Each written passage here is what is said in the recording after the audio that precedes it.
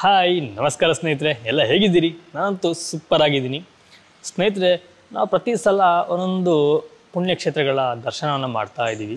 ಇವತ್ತು ಸಹ ನಿಮ್ಮನ್ನು ನಾನು ಒಂದು ಪುಣ್ಯಕ್ಷೇತ್ರ ಕರ್ಕೊಂಡು ಹೋಗ್ತೀನಿ. ಹಾಗೆಯೇ ಆ ಕ್ಷೇತ್ರದ ಬಗ್ಗೆ ಸಂಪೂರ್ಣವಾಗಿ ಮಾಹಿತಿನ ಸಹ ತಿಳ್ಕೊಳ್ಳೋಣ. ನಾನು ಹೊರಟಿದ್ದೀನಿ. ಬೆಳಗ್ಗೆನೇ ತುಂಬ ಇಬ್ಬನಿ ಇದೆ, ನೀವು ನೋಡಿರ್ಬೋದು.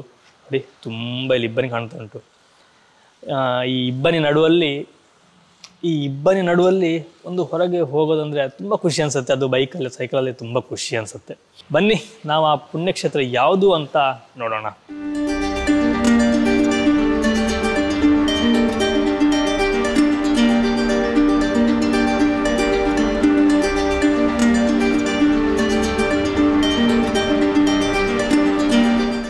ನಮಸ್ತೆ. ನಮಸ್ತೆ ಸರ್. ತಮ್ಮ ಹೆಸರು? ಕರಿಯ ಅಂತೇಳಿ. ನಾವಿಲ್ಲಿ ಇವತ್ತೊಂದು ಕೊರಗಜ್ಜನ ಕ್ಷೇತ್ರ ಬಂದಿದ್ದೀವಿ. ಒಳ್ಳೆಯದು. ತುಂಬ ಕಾರಣಿಕವಾದದ್ದು. ಹಾಗೆ ನಾನು ಪ್ರತಿನಿತ್ಯ ಇಲ್ಲಿ ನೋಡುವಂಥದ್ದು, ಬರುವಂಥದ್ದು ಕೂಡ. ಹಾಗೆ ಈ ಕ್ಷೇತ್ರದೊಂದು ಎಲ್ಲ ಜನರು ತಿಳಿಸುವಂಥ ಉದ್ದೇಶಕ್ಕೋಸ್ಕರ ಆಗಿ ಇಲ್ಲಿ ಸಹ ಬಂದು ಇಲ್ಲಿ ಕ್ಷೇತ್ರ ಬಂದಿದ್ದೀನಿ. ನಂಗೆ ಸ್ವಲ್ಪ ಈ ಕ್ಷೇತ್ರದ ಬಗ್ಗೆ ನೀವು ಮಾಹಿತಿನ ಕೊಡಬೇಕಾಗತ್ತೆ. ಕ್ಷೇತ್ರದ ಬಗ್ಗೆ ಹೇಳೋದು ಅಂತ ಹೇಳಿದರೆ, ನಮ್ಮ ಪೂರ್ವ ಹಿರಿಯರ ಲಗಾಯಿತು ಸುಮಾರು 3 ತಲೆಮಾರುಗಳಿಂದ ಈ ಕುಡುಪು ಕ್ಷೇತ್ರದ ಮಣ್ಣಿನಲ್ಲಿ ನಾವು ವಾಸವಾಗಿದ್ದೇವೆ. ಅಂತೂ ಈ ನಮ್ಮ ಕುಲದೇವರಾದ ತುಳುನಾಡಿಗೆ ಆದಿಗುರು ಅಂತ ನಾವು ಅವರನ್ನು ವಿಚಾರ ಮಾಡ್ತೀವಿ. ಸರ್ವಧರ್ಮದ ಸಾಕಾರ ಮೂರ್ತಿ ಮಹಾಸ್ವಾಮಿ ಕೊರಗಜ್ಜ ಅಂತೇಳಿ ಅವರನ್ನು ಇವತ್ತು ಒಮಂಜೂರು, ಕುಡುಪು, ಪಚ್ಚನಾಡಿ ಮಾತ್ರ ಅಲ್ಲ, ಇಡೀ ರಾಜ್ಯ ಮಾಗನೆಯ ಸರ್ವ ಭಕ್ತರನ್ನು ಹೊಂದಿರಿಸಿಕೊಂಡು ವರ್ಷಕ್ಕೊಮ್ಮೆ ಕೋಲ ಅಗಿಲು ಸೇವೆ ಮಾಡ್ತಾ ಇದ್ದೇವೆ.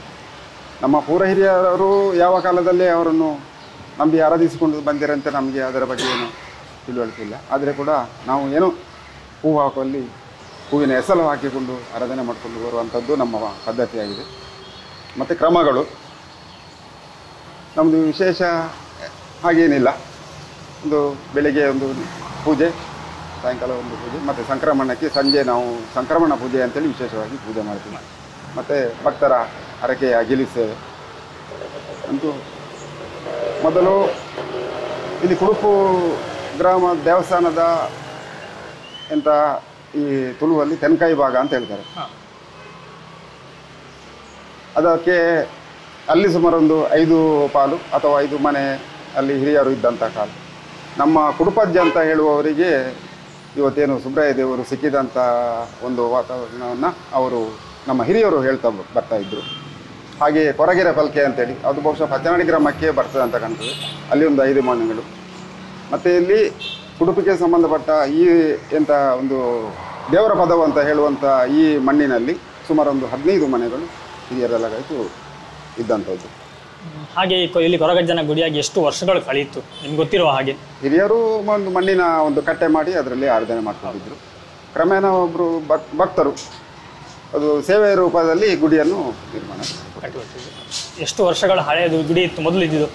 ಇಲ್ಲಿ ನೆಲೆ ನಿಂತು ಗುಡಿಗೆ ಬಹುಶಃ ಒಂದು 15 ವರ್ಷ ಆಗ್ತಾ ಬಂತು. ಈ ಗುಡಿಗೆ ಈಗ ಇದ್ದ ಗುಡಿಗೆ ಮೊದಲು ಮಣ್ಣಿನ ಕಟ್ಟೆ. ಅಂದ್ರೆ ಇಲ್ಲಿ ನೆಲೆ ನಿಂತೊಂದು ಎಷ್ಟು ವರ್ಷಗಳು ಕಳೆದಿರಬಹುದು? ಅದು ಸಾಧಾರಣ ಒಂದು 3 ತಲೆಮಾರುಗಳಿಂದ ಬಂದಿದ್ದಾರೆ. ಹೌದು, ಒಂದು 400-500 ವರ್ಷಗಳಂತ ಹೇಳ್ಬೋದು. ಬಹುಶಃ 3 ತಲೆಮಾರು ಅಂತ ಹೇಳಿದ್ರೆ 450-500 ಆಸುಪಾಸು. ಹಾಗೆ ಇಲ್ಲಿಯ ಕೊರಗಜ್ಜನ ಕ್ಷೇತ್ರ ವಿಶೇಷತೆ ಏನು? ವಿಶೇಷತೆ ಒಂದು ಭಕ್ತರ ಇಷ್ಟಾರ್ಥಗಳು ಈಡಿರ್ತವೆ, ಬರ್ತಾರೆ ಹೋಗ್ತಾರೆ. ಕಿಂಚಿತ್ ನಾವು ಇಲ್ಲಿ ಡಿಮ್ಯಾಂಡ್ ಇಲ್ಲ ನಮ್ಮದು, ಅಥವಾ ಅವರು ಕೂಡ ವರ್ಷಕ್ಕೊಮ್ಮೆ ನಮ್ಮ ಹತ್ರ ಅಭಯ ಪ್ರದಾನ ಮಾಡಿದರೂ ಕೂಡ ಅಂಥದ್ದು ಕೊಡಬೇಕು ಇಂಥದ್ದು ಕೊಡಬೇಕಂತೇಳಿ ಅವರು ಕೇಳಿದಂಥ ದೇವರು ಕೂಡ ಅಲ್ಲ. ನಾವು ದೇವರಂತಲೇ ಅವರನ್ನು ಉಚ್ಚಾರ ಮಾಡ್ತೀವಿ, ದೈವ ಅಂತ ನಾವು ಇದು ಮಾಡೋದಿಲ್ಲ. ಹಾಗೆ ಒಂದು ಮಾಗನೆಯ ಅಮೃತೇಶ್ವರ ದೇವರು ಹಾಗೆ ಕುಡುಪುನ ಸುಬ್ರಾಯ ದೇವರ ಅನುಗ್ರಹದಿಂದ ತುಂಬ ಇಡೀ ಇದಕ್ಕೆ ಇದಾಗ್ತಾ ಉಂಟು, ಭಕ್ತರಿಗೆ ಒಳ್ಳೇದಾಗ್ತಾ ಇದೆ. ಹಾಗೇನೆ ಇಲ್ಲಿ ವಿಶೇಷ ಸೇವೆ ಅಂತ ಏನಾದರೂ ಇದೆಯಾ? ವಿಶೇಷ ಸೇವೆ ಅಂತ ಹೇಳಿದ್ರೆ ಅದೇ ಅಗಿಲಿ ಸೇವೆ, ಮತ್ತೆ ಕೋಲ, ಹರಕೆಯ ಕೋಲ ಅಥವಾ ವಾರ್ಷಿಕ ಕೋಲ. ಕೋಲ ವರ್ಷಕ್ಕೊಮ್ಮೆ ನಡೆಯೋದಾ ಅಥವಾ ವರ್ಷಕ್ಕೆ ಒಮ್ಮೆ? ಮಾರ್ಚ್ 2ನೇ ಶನಿವಾರಕ್ಕೆ ನಾವು ವಾರ್ಷಿಕ ಕೋಲೋತ್ಸವವನ್ನು ನೆರವೇರಿಸ್ತಾ ಇದ್ದೀವಿ. ಅದು ಬಿಟ್ಟು ನಡುವಲ್ಲಿ ಯಾವುದು ಕೋಲ ಇಲ್ಲ? ಮಧ್ಯದಲ್ಲಿ ಬಂದರೆ ಅದೇ ಹರಕೆಯ ಕೋಲ.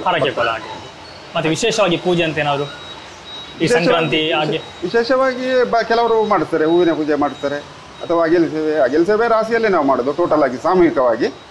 ಹಾಗೆ ಮತ್ತು ಅದೇ ಎಂತ ನಮ್ಮ ಹಿರಿಯರ ಲಗಾಯಿತು 3 ಗ್ರಾಮದ ಈ ಕೊರಗ ಸಮುದಾಯದ ಗುರು ಹಿರಿಯರು ಅಥವಾ ಯಜಮಾನರು ಅಂತ ಹೇಳುವಂಥದ್ದು ಇಲ್ಲಿ ಒಂದು ಕೂಡುಗಟ್ಟು ಇದ್ದಂಥ ಒಂದು ಜಾಗ. ಅದು ಏನು ಸಮಸ್ಯೆಗಳಿದ್ರು ಇಲ್ಲಿ ಕೂತು ಪರಿಹರಿಸುವಂಥದ್ದು ಮೊದಲು ಅವನಿಂದ ನಡೆದು ಬಂದಂಥದ್ದು.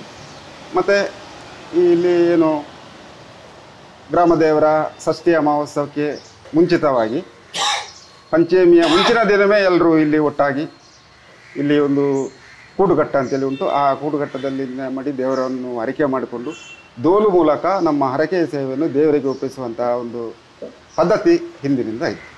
ಇತ್ತೀಚೆಗೆ ಅದು ಬಹುಶಃ ಏನೋ ನಿಂತು ಹೋಗಿದೆ. ಹಾಗೆ ಇನ್ನೊಂದು ಕೊರಗಜ್ಜನ ಕ್ಷೇತ್ರ ಅಂತಂದರೆ ನಾವು ಕಾರಣಿಕವಾದ ಕ್ಷೇತ್ರ ಅಂತ ಹೇಳ್ತೀವಿ. ಇಲ್ಲಿ ಒಂದು ಬೇಡಿದಂಥವರಿಗೆ ನನಗಿಂಥದ್ದಾಗಿದೆ ಅಂತ ಯಾವ್ದಾದ್ರು ಹೇಳಿದ್ದು ಏನಾದರೂ ಉಂಟಾ? ಸಾವಿರಾರು ಜನ ಭಕ್ತರಿದ್ದಾರೆ. ಅದರ ಒಂದು ಉದಾಹರಣೆ ಕೊಡ್ಬೋದಾ? ತುಂಬ ವಿಸ್ಮಯ ಅಂತ ಅನಿಸಿದ್ದು, ನಿಮಗೂ ಸಹ ಆಶ್ಚರ್ಯ ಅಂತ ಅನಿಸಿರುವಂಥದ್ದು. ಆಶ್ಚರ್ಯವಾಗ್ತಿದ್ದದ್ದು ತಕ್ಷಣಕ್ಕೆ ಆಗಿರುವಂಥದ್ದು ಹಲವಾರು ಬಂದು ಇಲ್ಲಿ ಹೇಳ್ತಾರೆ, ತಿರ್ಗಾ ಬಂದು ಕಾಣಿಕೆ ಹಾಕಿ ಪ್ರಾರ್ಥನೆ ಮಾಡಿ ಗಂಧ ಪ್ರಸಾದವನ್ನು ತಗೊಳ್ಳುತ್ತಾರೆ. ಮತ್ತು ಉದಾಹರಣೆಗೆ ಅದೇ ಈಗ ನಮ್ಮ ಹಿರಿಯರು ಹೇಳಿದಂಥ ಒಂದು ವಿಷಯದಲ್ಲಿ ಅವರ ಮೂಲ ಬಾರ್ಕೂರಿನಿಂದ ಅವರು ಏನು ಯೋಗದಲ್ಲಿ ಇರುವಂಥ ಕಾಲದಲ್ಲಿ ಬಂದು ಇಲ್ಲಿ ನಮ್ಮ ಬ್ರಹ್ಮವರ ಬೈಕಾಡಿ ಅಂತೇಳಿ ಉಂಟಲ್ಲ, ಬೈಕಾಡ್ದಿಯಲ್ಲಿ ಏನು ತುಳುವಲ್ಲಿ ಬೈಕಾಡ್ದಿ ಅಪ್ಪೆ ಅಂತ ನಾವು ಉಚ್ಚಾರ ಮಾಡ್ತೀವಿ. ಈಗ ದೈವತ್ವ ಆಗಿದ್ದಾರೆ ಅವರನ್ನು ಸಾಕಿದಂಥ ಉದಾಹರಣೆಯನ್ನು ಹಿರಿಯರು ಹೇಳ್ತಾ ಬಂದಿದ್ದಾರೆ. ನಂತರ ಅಲ್ಲಿಂದ ಉತ್ತರದಿಂದ ದಕ್ಷಿಣಕ್ಕೆ ಬಹುಶಃ ಅವರು ಪ್ರಯಾಣ ಮಾಡಿ ಅದು ದೈವತ್ವಕ್ಕೆ ಏನು ಅಂತೇಳಿ ಹಿರಿಯವರು ನಮಗೆ ಅದು ಹೆಚ್ಚಿಗೆ ಮಾಹಿತಿಯನ್ನು ಕೊಟ್ಟಿದ್ದಾರೆ. ನೆನಪು ಕೂಡ ಇಲ್ಲ, ಹೇಳಿರ್ಬೋದು ಬಹುಶಃ ಹಾಗೆ.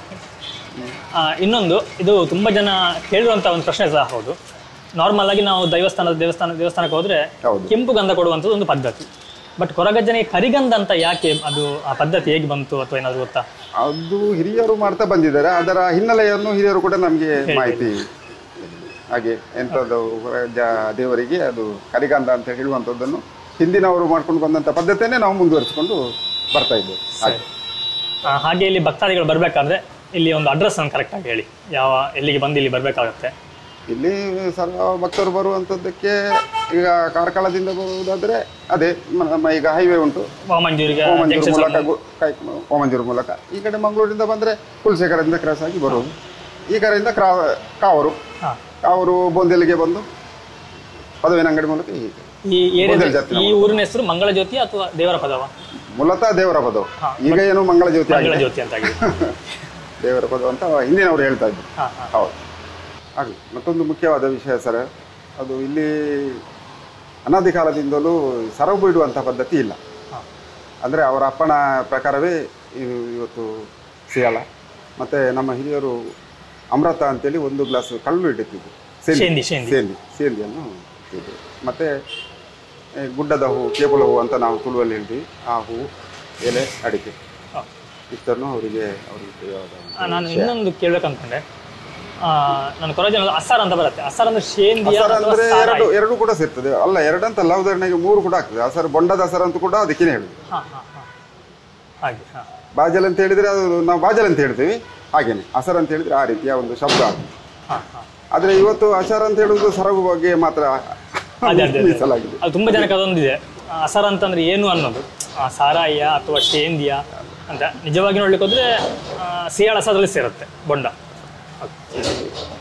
ಹಾಗೇನೆ ಕೊರಗಜ್ಜನಿಗೆ ನಾವು ಹೆಚ್ಚಾಗಿ ಬೀಡ, ಚಕ್ಕುಲಿ ಇಡ್ತೀವಿ, ಎಲೆ ಅಡಿಕೆ. ಆದ್ರೆ ಸಾಮಾನ್ಯವಾಗಿ ಕೆಲವರು ಬೀಡ ಹಾಕಿಸ್ತಾರೆ. ಎಲೆ ಅಡಿಕೆ ಅಂತ ಹೇಳುವಂಥದ್ದು ಈಗ ಸಿಗ್ತಾ ಇಲ್ಲ ಅಂತ ಹೇಳಿ ಬೀಡ ತುಂಬಾ ಈಸಿಯಾಗಿ ಸಿಗುತ್ತೆ ಹಾಗಾಗಿ ಅದನ್ನು ತಂದು ಇಲ್ಲಿ ಒಪ್ಪಿಸ್ತಾರೆ. ಮತ್ತೆ ಅದೇ ಮುಖ್ಯವಾಗಿ ಆ ಸರಬನ್ನು ಅವರು ಇಲ್ಲಿ ಇಡುವುದು ಅದು ಇಲ್ಲಿ ನಿಷಿದ್ಧ, ಬೇಡ ನಿಷಿದ್ಧ ಅಂತ ಅವರ ಅಪ್ಪಣೆ ಪ್ರಕಾರ ನಾವು ಇವತ್ತು ಆ ಪದ್ಧತಿಯನ್ನು ಕಂಟಿನ್ಯೂ ಮಾಡ್ತಾ ಇದ್ದೀವಿ. ಹಾಗೆ ಸರಿ, ಸುಮಾರು ವಿಷಯಗಳನ್ನ ತಿಳಿಸ್ಕೊಟ್ರಿ ಕೊರಗಜ್ಜನ ಕ್ಷೇತ್ರಕ್ಕೆ. ಹಾಗೆ ಬಂದವರಿಗೂ ಅಥವಾ ಈ ವಿಡಿಯೋ ನೋಡಿದವ್ರಿಗೆ ಪ್ರತಿಯೊಬ್ಬರಿಗೂ ಒಳ್ಳೇದಾಗಲಿ ಅಂತೇಳಿ ಆ ಕೊರಗಜ್ಜನ ನಾನು ಬೇಡ್ಕೊಳ್ತೀನಿ. ಅದೇ ರೀತಿ ನೀವು ಸಹ ಒಂದು ಆಶೀರ್ವಾದ ಮಾಡಿ, ಎಲ್ಲರಿಗೂ ಒಳ್ಳೇದಾಗಲಿ. ಹಾಗೆ ಇಷ್ಟು ವಿಷಯಗಳನ್ನ ತಿಳಿಸ್ಕೊಟ್ಟ ನಿಮಗೆ ತುಂಬ ತುಂಬ ಧನ್ಯವಾದಗಳು. ನಮಸ್ಕಾರ. ನಮಸ್ಕಾರ. ತಮ್ಮ ಹೆಸರು? ಆದರ್ಶ್ ಜಯಲಕ್ಷ್ಮಿ. ತಾವು ಯಾವೂರವರು? ಕಣ್ಣೂರು ಕೇರಳ. ಓಕೆ, ಇಲ್ಲಿ ಇದು ಫಸ್ಟ್ ಟೈಮ್ ಬರ್ತಿರೋದಾ? ಬರ್ತಾ ಇದ್ದೀರಾ? ಓಕೆ, ಹೇಗೆ ಅನಿಸ್ತು ಇಲ್ಲಿ ಬಂದು? ಓಕೆ, ನಿಮ್ಮ ಕೇರಳದಲ್ಲಿ ಕೊರಗಜ್ಜನ ಕ್ಷೇತ್ರ ಇದೆಯಾ? ಇಲ್ಲ, ಗೊತ್ತಿಲ್ಲ. ಇಲ್ಲಿ ಬಂದ್ಮೇಲೆ ನೋಡಿದ್ದು ನೀವು? ಓಕೆ, ಸರಿ, ಥ್ಯಾಂಕ್ ಯು, ತುಂಬ ಧನ್ಯವಾದಗಳು.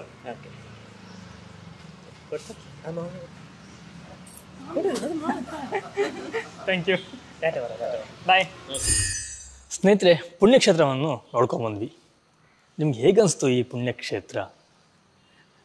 ನಾನು ಆಲ್ರೆಡಿ 2 ಕಡೆ ಹೋಗಿದ್ದೆ ಕೊರಗಜ್ಜನ ಕ್ಷೇತ್ರವನ್ನು ನಿಮಗೆ ತೋರಿಸ್ಲಿಕ್ಕೋಸ್ಕರ.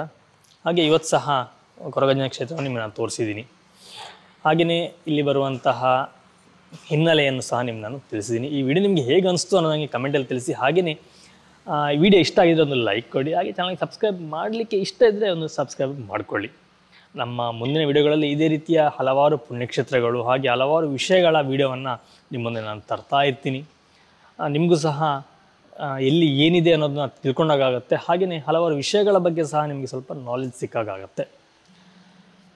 ಎನಿವೆ ಸ್ನೇಹಿತರೆ, ನಾನು ನಿಮಗೆ ಮುಂದಿನ ಒಂದು ವಿಡಿಯೋ ಸಿಗ್ತೀನಿ, ಒಂದು ಪುಣ್ಯಕ್ಷೇತ್ರ ಅಥವಾ ಒಂದು ಮಾಹಿತಿಯ ಜೊತೆಗೆ. Okay, thank you, take care, bye.